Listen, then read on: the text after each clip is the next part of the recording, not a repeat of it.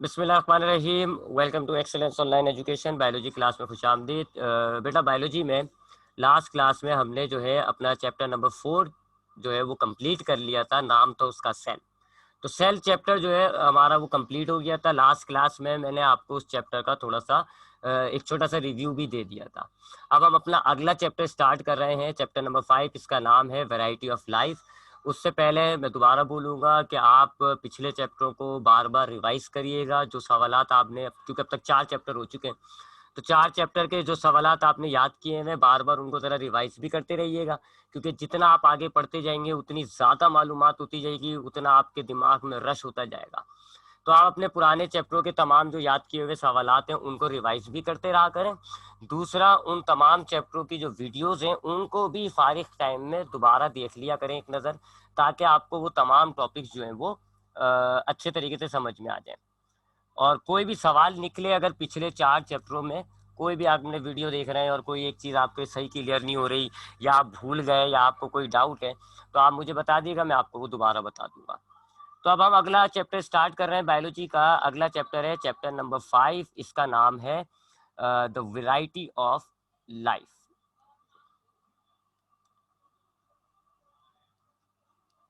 ये इस चैप्टर का नाम है। इस चैप्टर में आप क्लासिफिकेशन, टैक्सोनॉमी से रिलेटेड बातें पढ़ेंगे। अच्छा जी, इस चैप्टर को स्टार्ट करते हैं। देखें, साइंस कहती है, हमारी जो साइंस है ये कहती है कि आज से तकरीबन 15 अरब साल पहले ये दुनिया नहीं थी। ये दुनिया क्या, ये पूरी कायनात नहीं थी। साइंस का मानना ये है कि आज से 15 अरब साल पहले जो है आपकी कायनात एक छोटा सा नुक्ता हुआ करती थी, और वो नुक्ता बहुत गर्म था। फिर 15 अरब साल पहले तकरीबन जो है वो एक बहुत बड़ा धमाका हुआ, जिसको साइंस की टर्मिनोलॉजी में हम बिग बैंग कहते हैं। तो एक बहुत बड़ा धमाका हुआ उस छोटे से नुक्ते के अंदर, और जो है वो नुक्ता फट गया और फैलना शुरू कर दिया, और यूं आपकी जो है पूरी कायनात वजूद में आ गई। ये नुक्ता, ये जो अब कायनात है, ये अब भी फैल रही है। उसके बाद तकरीबन आज से 5 अरब साल पहले, यानी उस बिग एक्सप्लोजन के बाद तकरीबन 10 अरब साल बाद, तो 10 अरब साल बाद, उस एक्सप्लोजन के 10 अरब साल बाद आपका ये जो सोलर सिस्टम है ये वजूद में आया था। सूरज बना था। आपके जो सूरज के साथ जो 9 प्लैनेट्स हैं वो बने थे, जिसमें अर्थ भी शामिल थी। तो तकरीबन अर्थ का जो बर्थ है, अर्थ जो पैदा हुई, वो तकरीबन आज से 5 अरब साल पहले पैदा हुई। अब जो अर्थ 5 अरब साल पहले पैदा हुई थी, उस अर्थ में बहुत ज़्यादा टेम्परेचर था। आपकी जो अर्थ की हवा थी उसकी भी कंपोजिशन आज की कंपोजिशन से बड़ी डिफरेंट थी। आज की तारीख में आप कहते हैं जी कि हवा के अंदर सबसे ज़्यादा नाइट्रोजन गैस होती है, तकरीबन 78%। और दूसरे नंबर पे जो सबसे ज़्यादा गैस पाई जाती है हवा में वो है ऑक्सीजन, तकरीबन 21%। लेकिन उस दौर में, यानी कि जब अर्थ बनी थी, उस दौर में सबसे ज़्यादा हवा में मौजूद थी हाइड्रोजन। उसके बाद जो है वो मीथेन थी, और कार्बन डाइऑक्साइड थी, वाटर वेपर्स थे, ऑक्सीजन का नामो निशान भी नहीं था। उसके बाद आपकी अर्थ में ग्रेजुअली चेंजेस आती रहीं, वक्त के साथ साथ चेंजिंग्स आई, और जो है आपकी अर्थ ठंडी होती गई। ठंडी होने की वजह से आपके जो अर्थ की ज़मीन थी, कोर जो था, उसमें से मज़ीद गैसेस निकली और हवा में शामिल हो गई।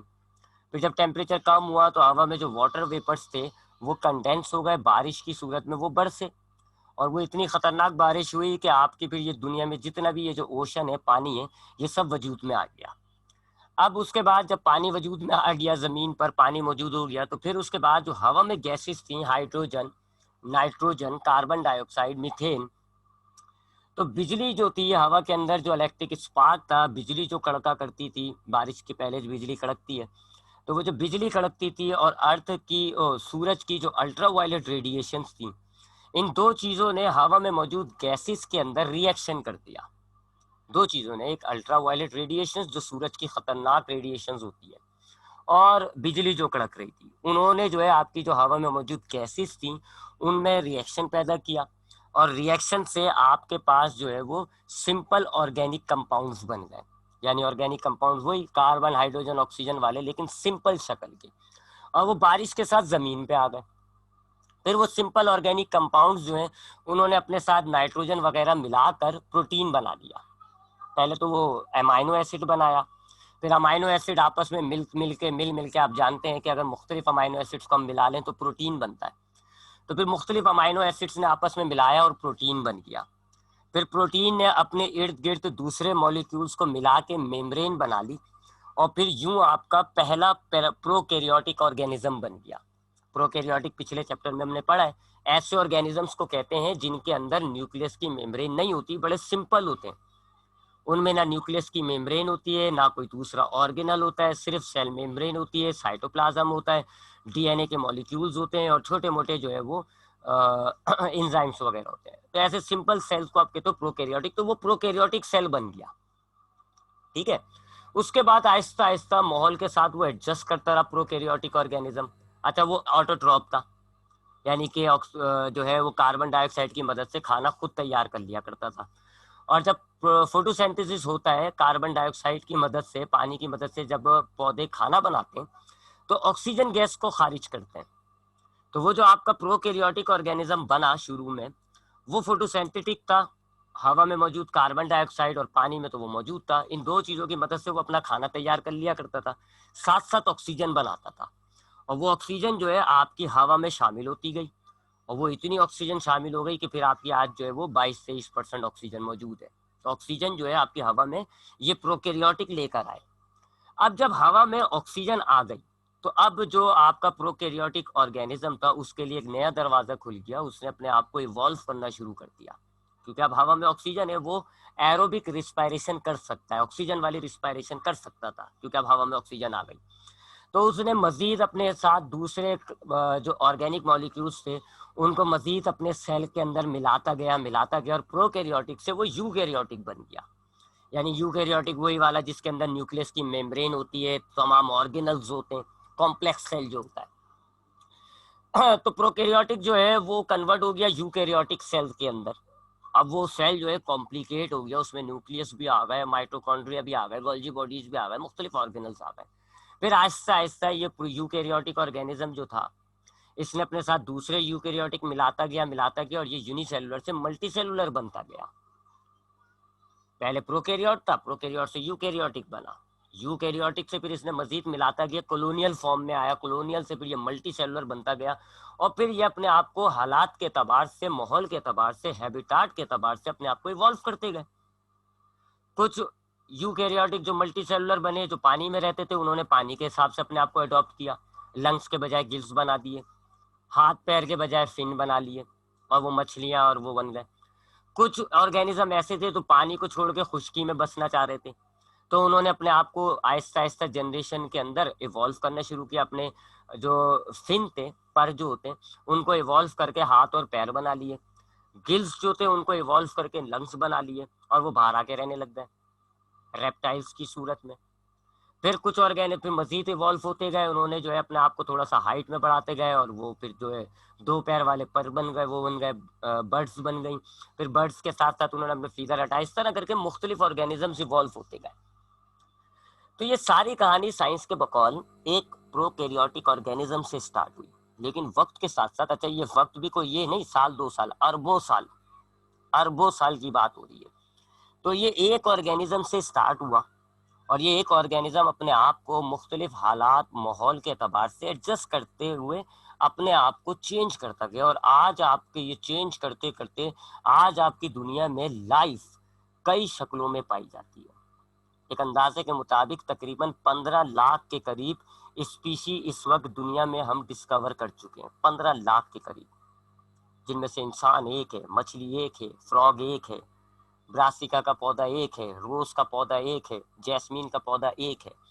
इस तरह एक एक करके आपने 15 लाख के करीब स्पीशीज डिस्कवर कर ली, और अब भी कहा जाता है कि ये तकरीबन 10% है।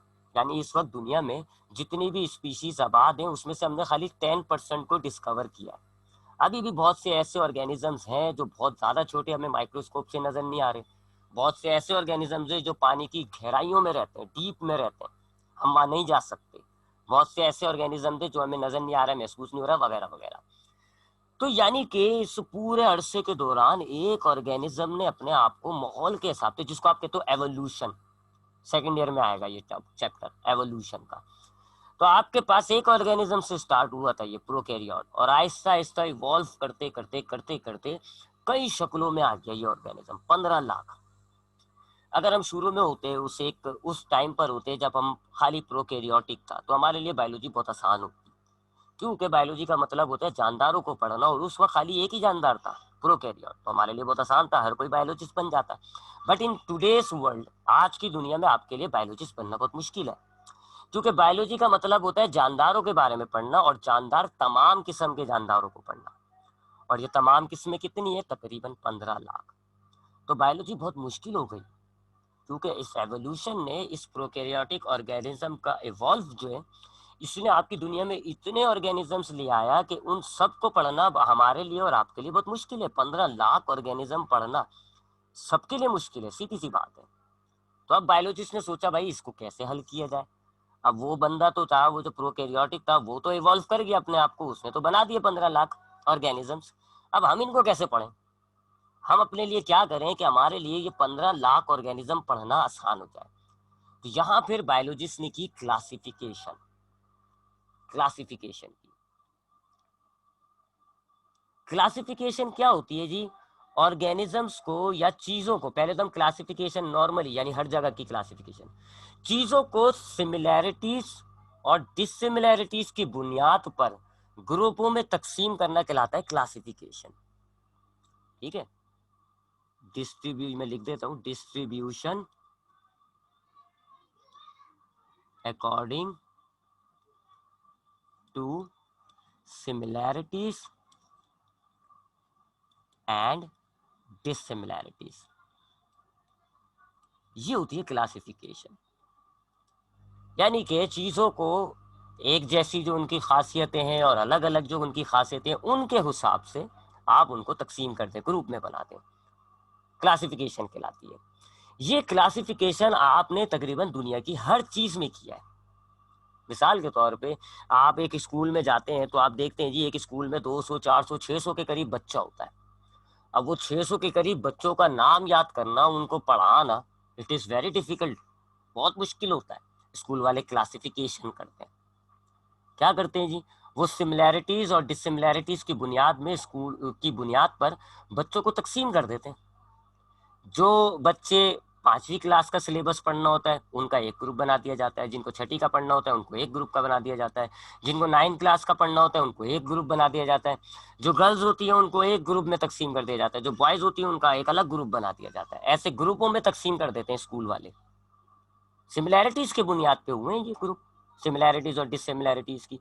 एक ग्रुप के अंदर जितनी भी चीजें होती हैं वो सिमिलैरिटीज की बुनियाद पे होती हैं, और एक ग्रुप दूसरे ग्रुप से जो फर्क बनता है वो डिसिमिलैरिटीज की बुनियाद पे बनता है, ये याद रखिएगा। तो आपके स्कूल ने क्या किया? सिमिलैरिटीज की बुनियाद, डिसिमिलैरिटीज की बुनियाद पर ग्रुप बनाए पहले, और फिर सिमिलैरिटीज की बुनियाद पर उन ग्रुपों के अंदर बच्चों को डाल दिया। आसान हो गया, पढ़ाना बच्चों के लिए आसान हो गया। अब टीचर जानता है जी कि मैंने 5वीं क्लास का सिलेबस पढ़ाना है, तो मैंने किस ग्रुप में जाना है, वो उस पर्टिकुलर ग्रुप में जाता है, वहां जाके पढ़ा देता है। इसी तरह जब 6ठी का पढ़ाना होता है वो उस एक पर्टिकुलर ग्रुप में जाता है, वहां जाकर के पढ़ा देता है, आसान हो जाता है। यही चीज हमने भी तो की है। हमारे लिए बच्चे बहुत सारे थे, हमने एक ग्रुप बनाया हुआ था, परेशानी हो रही थी, हमने क्या किया? हमने सिमिलैरिटीज के बुनियाद पर 3 ग्रुप बना दिए, एक केमिस्ट्री का, एक बायोलॉजी का, एक फिजिक्स का। ये तीनों ग्रुप डिसिमिलर हैं एक दूसरे से, बायोलॉजी का अलग होता है, फिजिक्स का अलग, केमिस्ट्री का अलग। लेकिन इस ग्रुप के अंदर जितने भी ऑर्गेनिजम्स हैं, यानी आप लोग ऑर्गेनिजम्स हैं, हर ग्रुप में जितने भी ऑर्गेनिज्म है वो सिमिलैरिटी की बुनियाद पर है। अब बायोलॉजी के ग्रुप में जितने भी ऑर्गेनिज्म मैंने डाले वो क्या है? बायोलॉजी पढ़ने वाले। हमने भी तो यही किया है, क्लासिफिकेशन। ये आप हर जगह कर रहे हो, आप मेडिकल स्टोर पे जाते हो, लाखों दवाइयाँ हैं, मैं अगर एंटर हो जाऊँ, आप एंटर हो जाओ, हम लोगों के लिए एक पर्टिकुलर दवाई ढूंढना नामुमकिन है। तो केमिस्ट क्या कर रहा है फिर? क्या कर रहा है मेडिकल स्टोर वाला? क्लासिफिकेशन की हुई है, उसने सिमिलैरिटीज की बुनियाद पर दवाइयों को अरेंज किया हुआ है।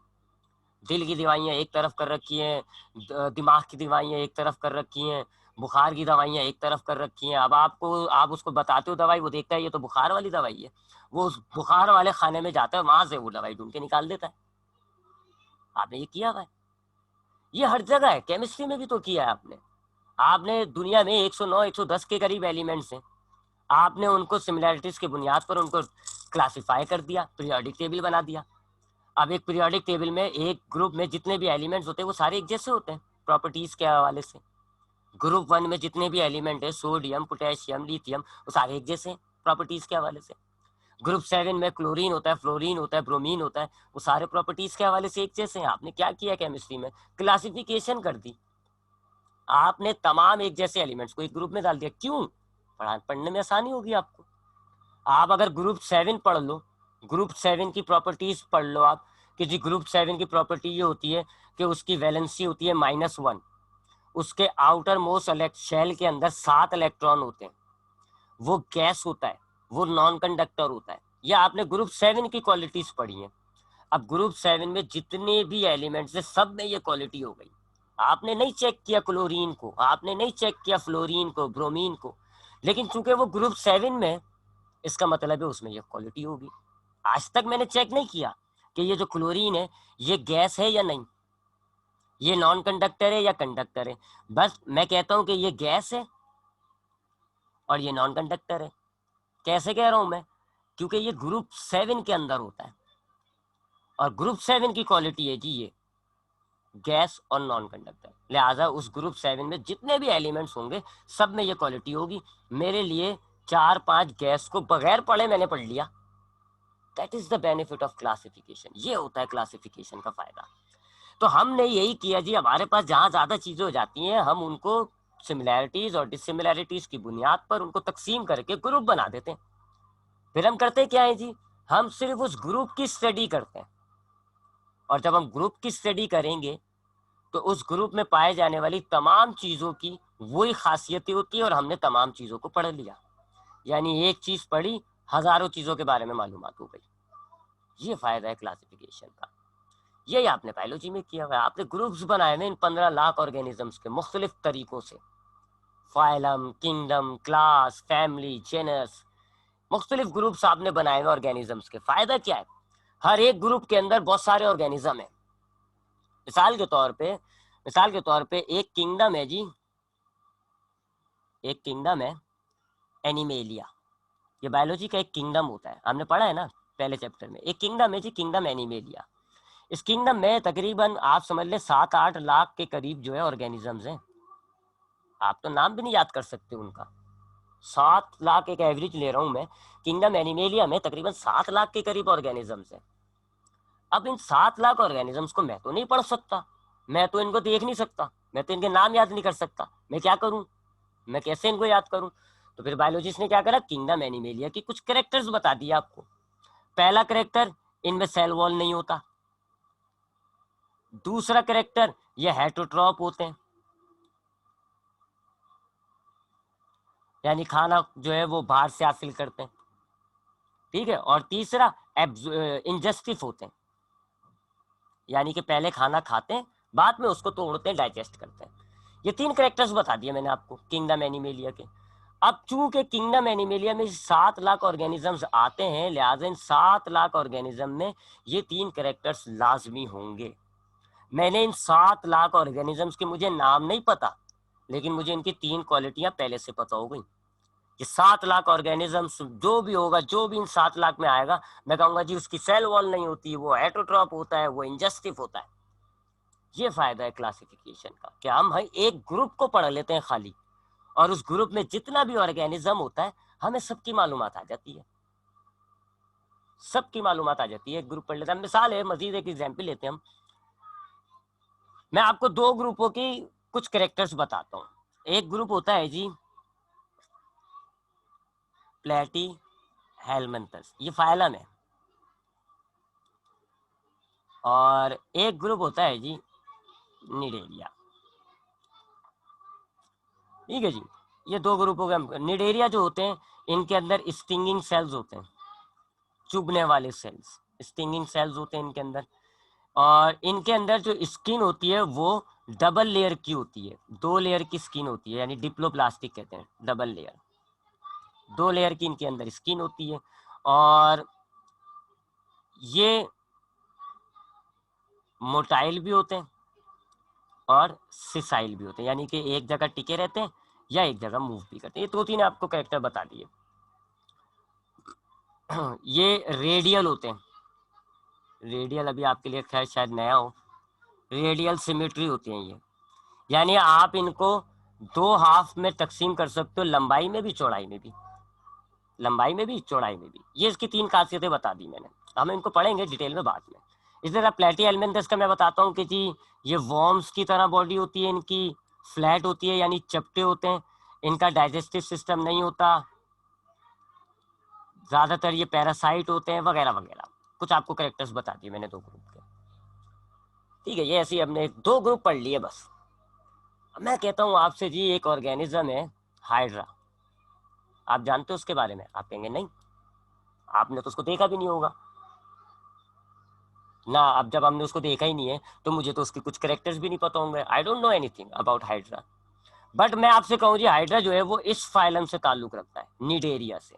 हाइड्रा जो है वो निडेरिया से ताल्लुक रखता है। जैसे मैंने आपको ये बात बोली, अब आप हाइड्रा के बारे में चार बातें जान रहे हैं। पहली बात, इसमें चुभने वाले सेल्स मौजूद होते हैं इसकी बॉडी में। दूसरी बात, इसकी खाल के अंदर दो लेयर्स होती हैं। तीसरी बात, ये सिसाइल होता है। चौथी बात, ये जो है पौध ऐसा होगा गोल सा कि अगर मैं इसको लंबाई में भी काटूं या चौड़ाई में भी काटूं इक्वल पार्ट्स बनते हैं। तो हाइड्रा जिसको मैंने देखा नहीं है, मुझे पता नहीं है ये कैसे दिखता है, लेकिन मुझे इसके ग्रुप के बारे में पता चल गया, मुझे पता चल गया ये किस ग्रुप के अंदर है। मैंने इसको चार चीजें इसके बारे में पढ़ ली। सेम इज फॉर कि अगर मैं आपको बोलूं जी कि एक होता है जी प्लेनेरिया नाम का ऑर्गेनिज्म, आप कहेंगे पता नहीं कौन है, कहाँ होता है, कहाँ पर है, कैसा है, पता नहीं पौधा है, पता नहीं इंसान है, पता नहीं फंगस है, क्या है। बट मैं कहूँ कि जी वो प्लेटी एलिमेंथस है, प्लेटी एलिमेंथस वाले फाइलम से उसका ताल्लुक है। तो अब आप प्लेनेरिया के बारे में चार बातें जान गए। पहली कि वो वॉर्म है, चपटा होता है जी टेप की तरह, उसका डाइजेस्टिव सिस्टम नहीं होता, ये पैरासाइट है। ये फायदा है क्लासिफिकेशन का। हमने ग्रुप्स बनाए हुए 15 लाख ऑर्गेनिज्म, इंडिविजुअल पढ़ना हमारे लिए नामुमकिन है। हमने क्या किया, हमने बायोलॉजी में ग्रुप्स बना दिए। पहली बात, बहुत सारे ग्रुप हैं, हमने बायोलॉजी में ग्रुप्स बना दिए। हर ग्रुप की अपनी कुछ कुछ खासियत है, कुछ क्राइटेरिया है, कुछ खासियत है हर ग्रुप की। कोई ऑटोट्रॉप है, कोई एटोट्रॉप है, किसी में सेल वॉल है, किसी में सेल वॉल नहीं है, वगैरह वगैरह। हमारे पास बहुत सारे बायोलॉजी में ग्रुप्स हैं, हर ग्रुप की अपनी अपनी क्राइटेरिया है। ऑर्गेनिजम्स को हमने उन ग्रुपों में उस हिसाब से तकसीम कर दिया, बांट दिया। अब आप सिर्फ ग्रुप को पढ़ोगे, आप सिर्फ ग्रुप को पढ़ लो, आपको उसके अंदर पाए जाने वाले जितने भी ऑर्गेनिजम्स हैं थोड़ी सी मालूमात उनकी आ गई। फिर आप अगला ग्रुप पढ़ लो, आपको उनकी मजीद मालूमात मिल गई। अगला ग्रुप पढ़ लो, आपको उसको, यानी अगर आप एक ऑर्गेनिज्म के 3-4 ग्रुप पढ़ लोगे, आप उसको तकरीबन 70% जान गए। अगर मैं आपको प्लेनेरिया का 3 ग्रुप बता दूं जी, इसका फाइलम कौन सा है, इसका क्लास कौन सी है, इसकी फैमिली कौन सी है, मैं आपको ये 3 ग्रुप बता दूं और आप इसके 3 चीजों के जो प्रॉपर्टीज है वो स्टडी कर लो, आप 70% प्लेनेरिया को जान गए बगैर देखे। इससे कहते हो आप क्लासिफिकेशन का फायदा, that is the aim of the classification. ये हमारा क्लासिफिकेशन का मकसद है। तो क्लासिफिकेशन क्या है जी, हमने ऑर्गेनिजम्स को बायोलॉजी में जितने भी हमारे पास ये 15 लाख 16 लाख के करीब ऑर्गेनिजम्स हैं, हमने इनको इनकी सिमिलैरिटीज की बुनियाद पर ग्रुपों में तकसीम कर दिया। क्यों किया, what is the aim of classification?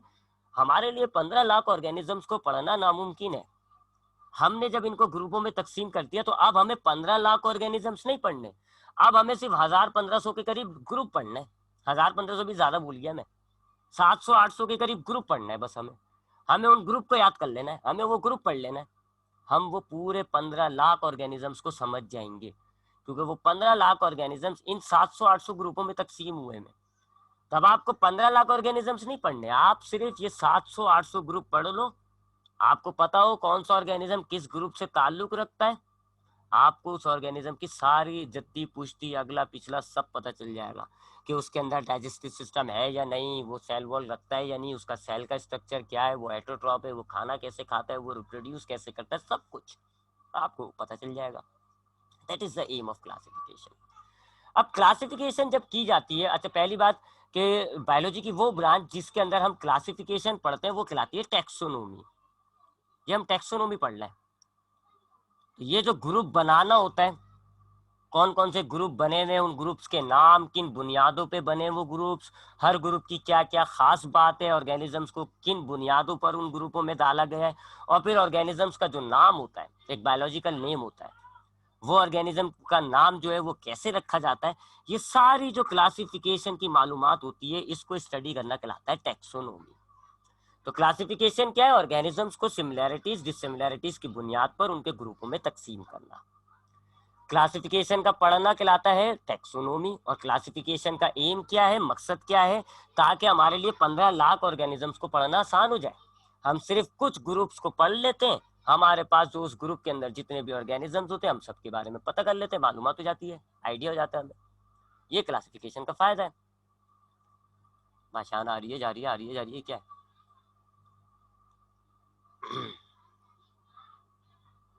ठीक, तो क्लासिफिकेशन मैंने आपको क्लियर कर दिया। मैंने आपको क्लासिफिकेशन का मकसद बता दिया, क्यों क्लासिफिकेशन करते हो आप, क्या फायदा है। 15 लाख ऑर्गेनिज्म नहीं पढ़ सकते, सिर्फ 300, 400, 600, 700 ग्रुप पढ़ लो, आपको वो पूरे 15 लाख ऑर्गेनिजम्स की तकरीबन 70, 80% मालूमात आ गई। और क्लासिफिकेशन को पढ़ना टैक्सोनॉमी कहलाता है। अब आते हैं आगे कि जी अब बायोलॉजिस्ट ने जो ग्रुप बनाए हुए, जो क्लासिफिकेशन की हुई है, किन बुनियादों पे की हुई है, क्या क्या चीजें जहन में रख के इन्होंने ग्रुप बनाए जाते हैं।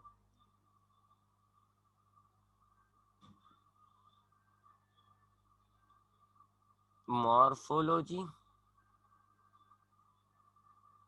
साइटोलॉजी, बायोकेमिस्ट्री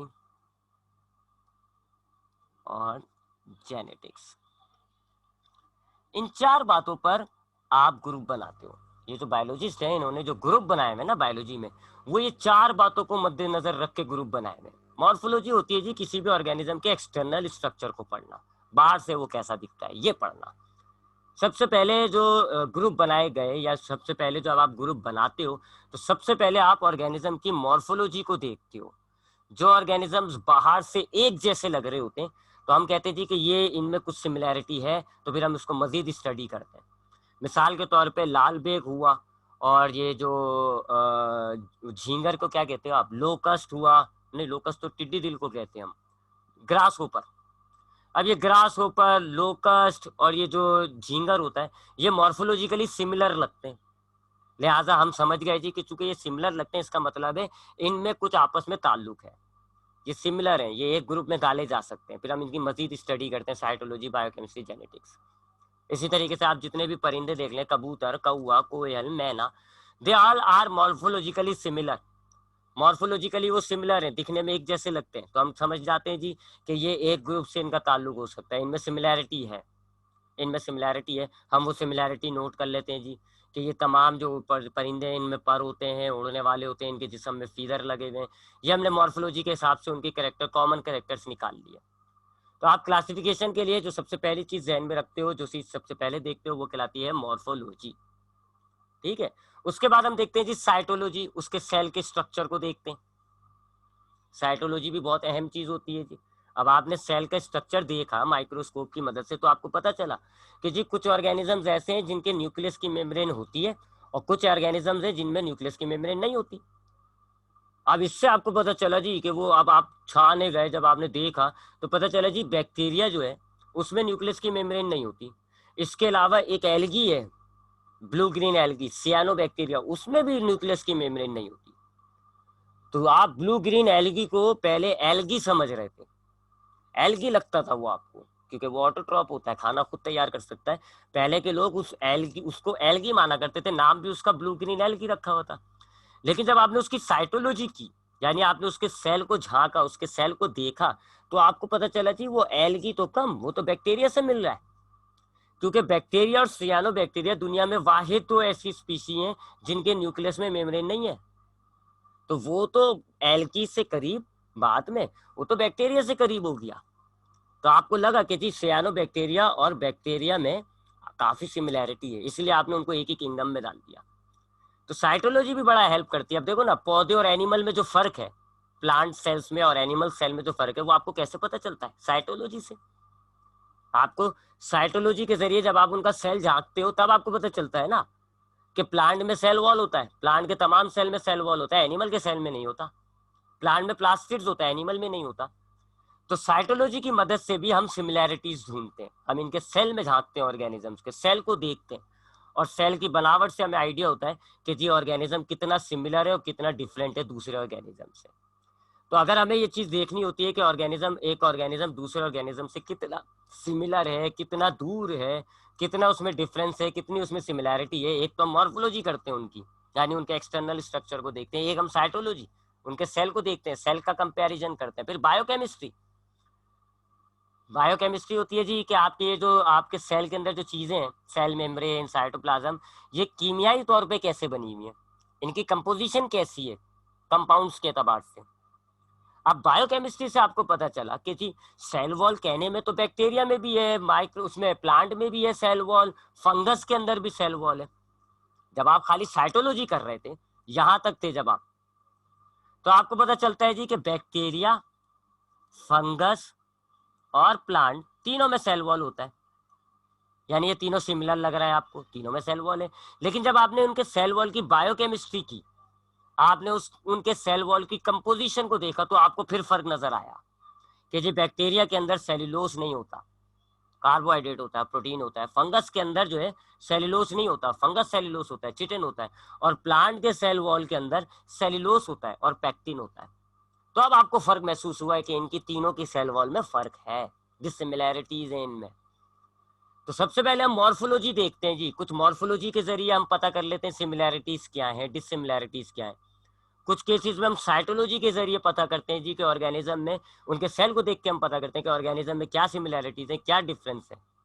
और कुछ केसेस में, कुछ जगहों पर हम बायोकेमिस्ट्री का इस्तेमाल करके उनके सेल के अंदर जो कंपोजिशन है वो देख के हम उनकी सिमिलैरिटीज और डिसिमिलैरिटीज का पता करते हैं कि जी ये कितने सिमिलर हैं, कितने डिसिमिलर हैं। और आखिरी चीज फिर और कहाँ पर हम हेल्प लेते हैं, जेनेटिक्स, जीन्स के बारे में। अब आपको पता है ना, जितने भी इंसान है सब में एक जैसे क्रोमोसोम्स हैं, एक ही तादाद के 46। जितना भी यूरोपियन रैबिट है सब में 44 है। ये आपको कैसे पता चल रहा है, जेनेटिक्स, जीन्स की तादाद से भी आप ऑर्गेनिज्म में सिमिलैरिटी ढूंढ रहे हो। अब देखो ना, जितना भी सेल, अगर आपके पास एक सेल मिला, आपने उसकी जेनेटिक्स ही देखा जी 46 क्रोमोसोम है, आपने दूसरा सेल लिया, उसमें देखा जी आपने वो भी 46 क्रोमोसोम है, आप समझ गए ये दोनों सेल एक जैसे हैं, जेनेटिक्स के तबार से दोनों में एक जैसे क्रोमोसोम्स की तादाद है, आप समझ गए दोनों सिमिलर है, इंसानों के सेल है। तो जेनेटिक्स के जरिए भी हम देखते हैं, पता करते हैं कि ऑर्गेनिजम्स में क्या सिमिलैरिटीज है।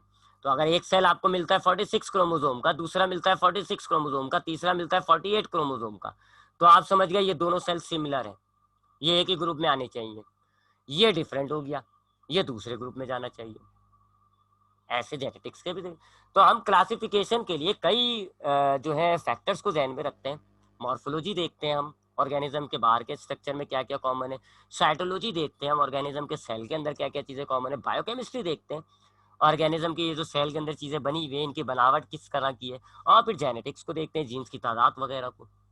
इन सारे क्राइटेरिया को परख कर हमने फिर जो है ऑर्गेनिजम्स में सिमिलैरिटीज और डिसिमिलैरिटीज ढूंढनी, और फिर उन डिसिमिलैरिटीज और सिमिलैरिटीज की बुनियाद पर हमने ग्रुप बना दिए, बहुत सारे ग्रुप बनाए हुए हमने।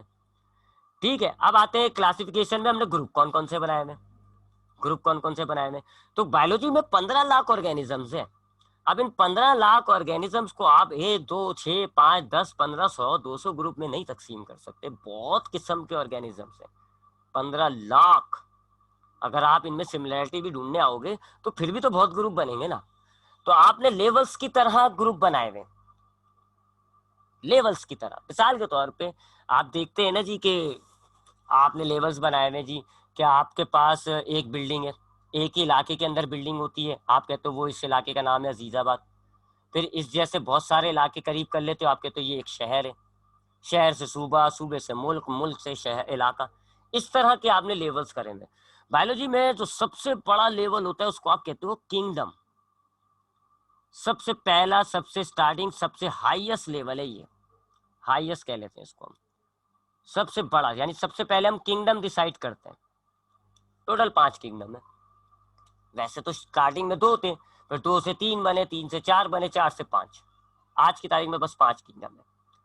तो सबसे पहला ग्रुप जो होता है, जो सबसे पहला लेवल होता है, दैट इज कॉल्ड किंगडम।